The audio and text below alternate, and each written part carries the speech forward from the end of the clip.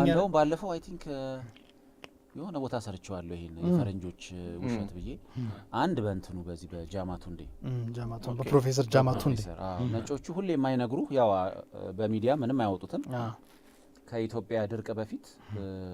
አይሪሽ ፖቴቶ ፋሚሊ የሚባል ነበር 16 ሴንቸሪ ምናምን አይደለም 1845 አካባቢ እና 1 ሚሊዮን እንግሊዞች ወይም አይሪሾች ነው የወሰደው እና እሱም በጆክ ሰርቸው ነበር ባለ ከኛ በፊት ነው የነበረው የኛ ቅርብ ጊዜ ነው በእኛ እድሜ ነው ድሮት ነው ያጋጠመው ዛም 1 ሚሊዮን ሞተዋል አይሪሽ ወይም እንግሊዞች እና listen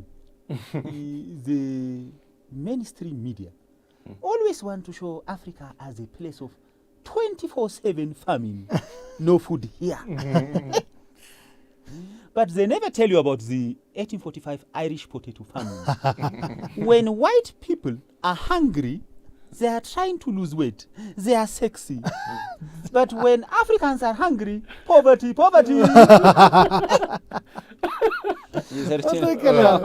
እነሱ ሲራቡ ለእንትን ነው ለዳይት ነው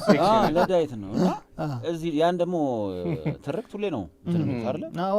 በደም ነጮቹ ምናምን honey are you going to Ethiopia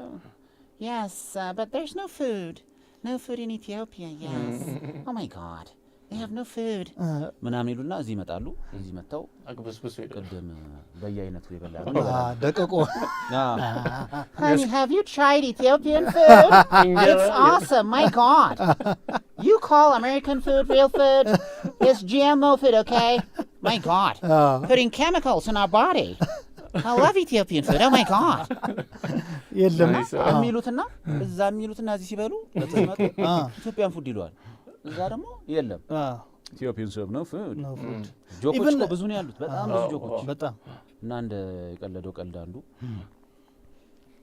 I told my wife I'll take her to an Ethiopian restaurant and we'll have a quick meal because the plate has no food ምናምን እንደ ጆኮች እዚህ መጡና ደግሞ we love Ethiopian food oh my god it's so awesome so healthy Ethiopian vegan food oh my god you call American food real food እዛ አይሉም ግን ችግር